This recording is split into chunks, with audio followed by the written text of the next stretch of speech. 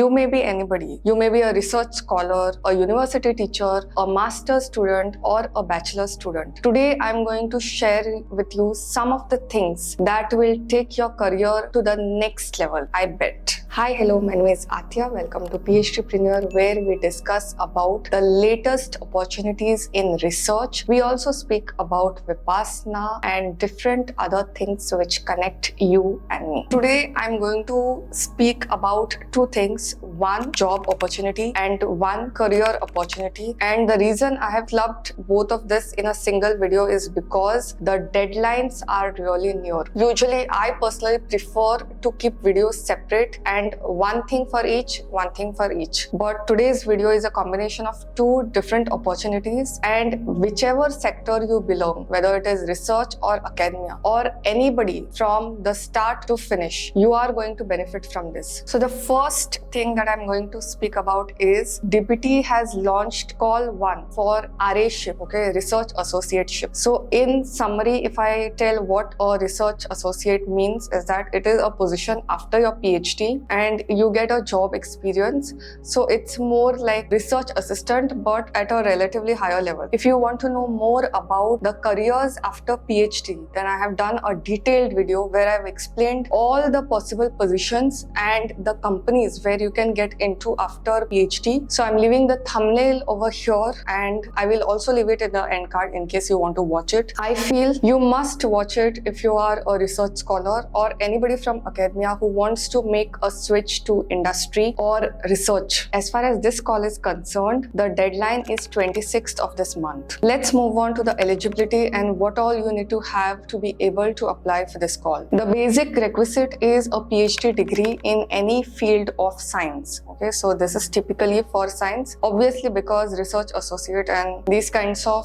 positions mainly relate to lab work. So you can only do that if you are belonging to science, I suppose. If you have submitted your thesis, then also you can apply, provided that once you have got selected for the fellowship, till that time you will have to have your PhD degree in hand. The upper age limit for males is 40 years, whereas that for females is 45 years. If you are employed at the time of application, then also it's fine. It doesn't matter what it is, whether it is temporary, permanent or contractual, but at the time of the fellowship selection, you will have to terminate whatever employment you have. One thing to note over here is that this is a contractual position. It's a temporary position. Based on your progress, at the end of 2 years, your progress will be reviewed and it will be renewed based on the progress. Moving on to the different guidelines apart from eligibility. Let's move on to the screen. This fellowship can be availed once by a candidate in his or her career. It's tenable only in India and recognized academic institutions, national laboratories and recognized R&D institutions. Also, one thing to note over here is that fellows are not allowed to work with their PhD guides or co-guides, and it cannot be availed. This fellowship cannot be availed at the same institution where you have done your PhD, MD or MS degree. If you are from Northeast region, then you can work in any university or institute in the country. And the research grant could be used for equipment, consumable, contingencies as well as travel. So it depends on you how you are going to use it. Because whenever any fellowship is granted or anything, usually there are categories. This category should be used for this only. Like this amount could be used for travel only. You can't put the bill of something else over here. But here there is a discretion of how, depending on your work, you can use it. How do you apply? So the application procedure is completely online. You have to go to this website, register yourself, complete the entire application. You will need your qualification, reference letters and whatever mandatory documents which are required. And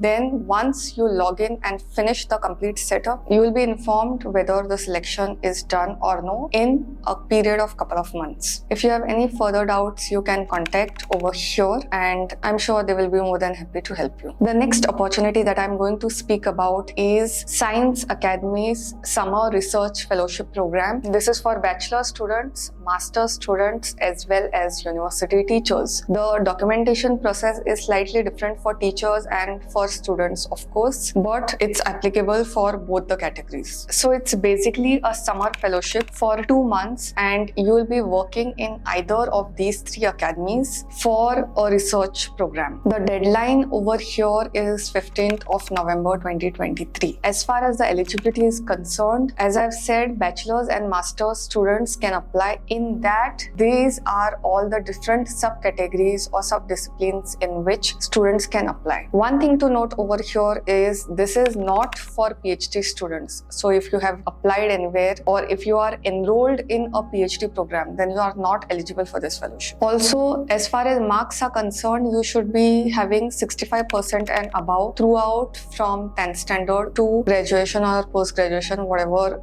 qualification you are submitting. How do you apply? The application is completely online and it is available at these 3 websites. I am also going to link it in the description, so that is not an issue. You have to upload all the qualification certificates as well as make sure that all the documents are scannable and they are readable. Also, one thing you have to make sure that you need to have a 200 to 250 words ka write-up on why you will be a good fit for this fellowship and how this fellowship is going to help you. If you are a university teacher, assistant professor, or any grade of professor, then if you have publication, then you can upload that. And the selection process you will get to know by the end of February 2024. So it's always best to apply. If you have any further doubts, then you can definitely contact at this address and all the details are given. Now, summer research programs, these are really good if you are on the fence about pursuing research. Like if you think that you should be doing PhD but you are not sure whether you should be investing 4 to 5 years, then it's a good way because it is a short duration, like 2 months is hardly